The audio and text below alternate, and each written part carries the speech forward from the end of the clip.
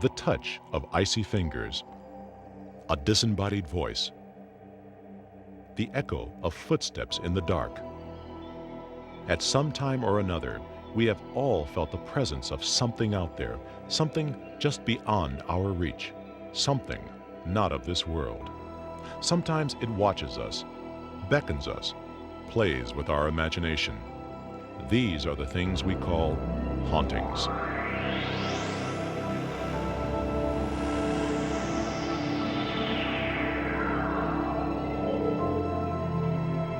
We are about to explore some of America's most bizarre hauntings, instances of spiritual visitation so powerful that scores of people have been touched by them. We'll hear from some of those people, and we'll see ghostly evidence that may haunt you as it has them. What we are about to show you is based on true events. Whether you believe in ghosts or not, consider it with an open mind. Death, it's the single greatest unknown. No one has yet died and returned literally to tell us what it's like. The fascination itself is ancient, it is widespread, it is, one almost thinks it's biological. The way that I know there are ghosts, just from a personal point of view, is that these poltergeist things happen around me. The spirit world is nothing to fool around with, and there are powers out there that I would not play with.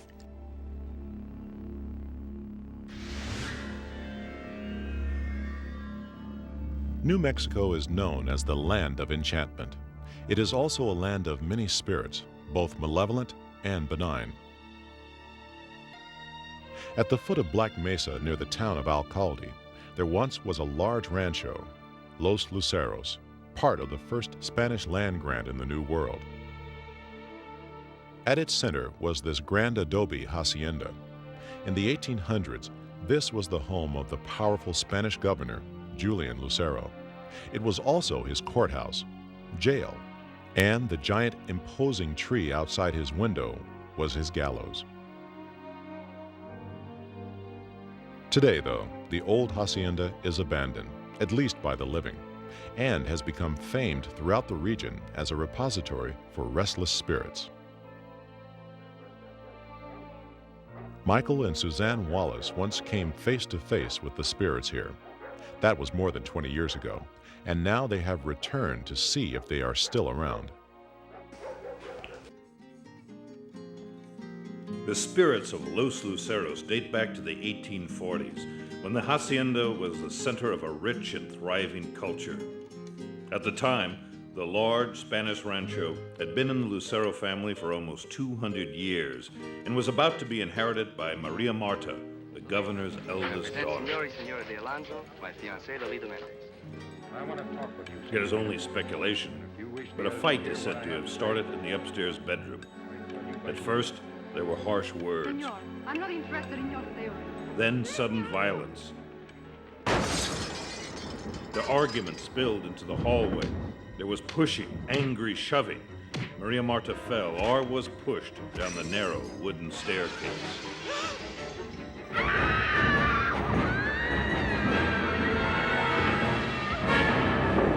It was on the floor below, they say, where she died. It is here she has remained since the 1850s, forever walking the stairs. Yes, there is a haunting down there. There's definitely spirits in the house. It's just not the voices that you hear with your ears, it's the voices that you hear inside your head when you walk through the door.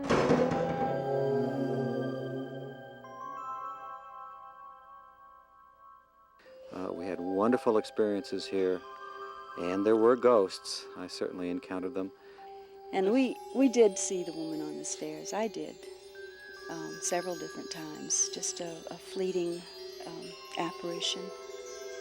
Seemed that she walked those stairs frequently. I feel very strongly that it's a female entity. At least the ghost that is the strongest, or the spirit that is the strongest.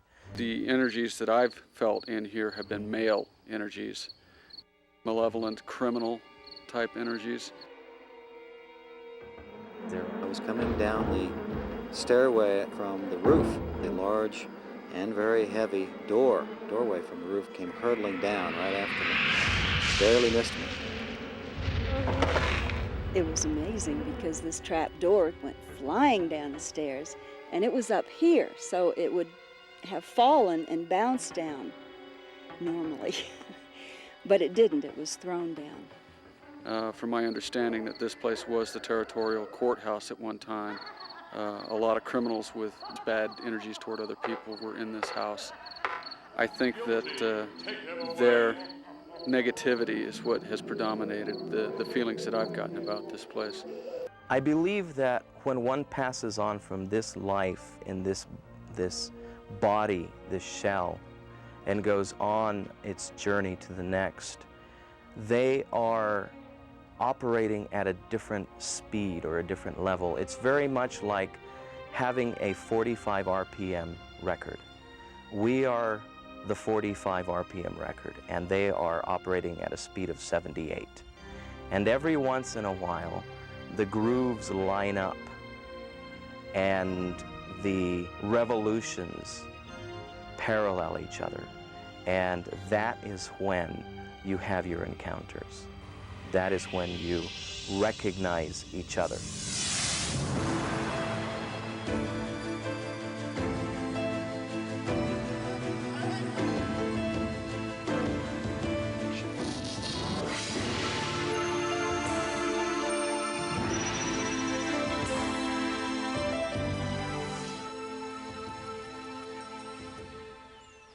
My name is Christopher Lewis, and I've been a filmmaker now for over 30 years.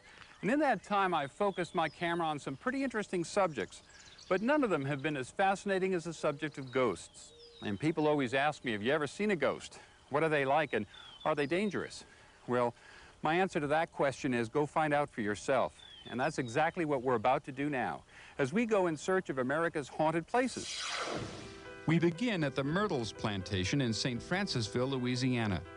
Although I have never knowingly come face to face with a ghost, this is where I probably came the closest. The Myrtles is said to be the 13th most haunted house in America, and on the evening I spent there, I found out why.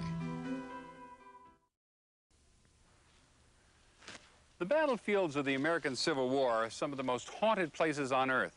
No wonder with so much horror and bloodshed concentrated there.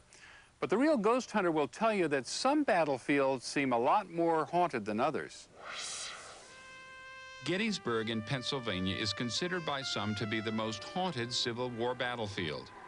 This was the site of the war's largest and bloodiest battle, where in 1863, General Robert E. Lee's Confederate Army invaded the North, hoping to end the war with a crushing blow to the Union Army.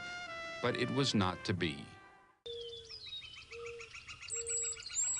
We continue our search now for America's haunted places in the mountains of East Tennessee. It was here during the last century that a group of English settlers had a plan. They wanted to build a utopian society far from the pollution of the cities where men could prosper and be free. Well, today, all that's left of that grand plan is a quaint little Victorian village by the name of Rugby, a place where they say the spirits of those settlers still linger.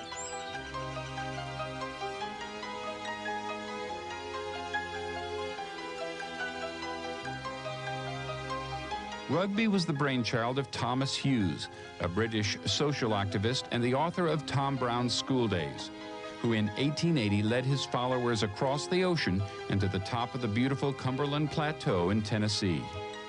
Here he would conduct his grand experiment in a community he named Rugby. We take you now near the oil fields of Oklahoma, just west of Tulsa, for the fascinating story of the spirit of Thomas Gilcrease. Now, Thomas Gilcrease was a turn-of-the-century oilman who people say was so obsessed with the art that he collected during his lifetime that he's currently roaming the halls of his home, keeping a watchful eye on it all.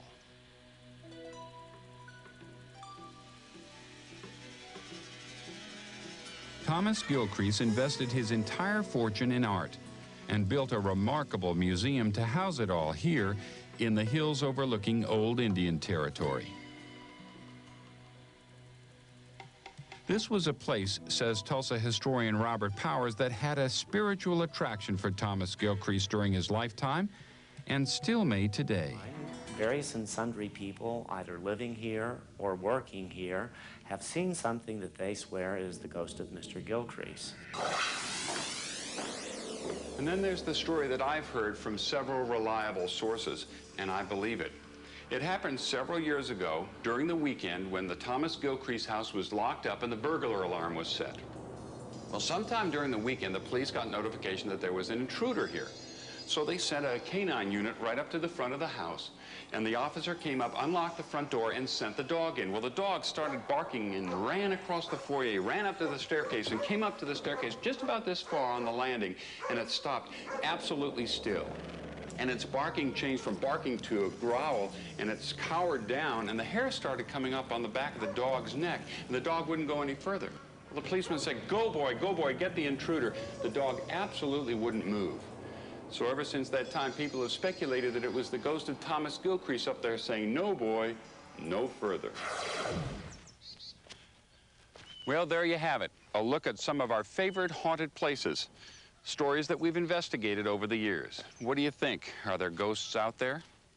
Well, that's a debate that's going to rage long after you and I are in the spirit world. But I hope we've piqued your curiosity, and you'll go on a ghost hunt of your own. Only then will you know for sure whether ghosts really do exist. Thanks for watching.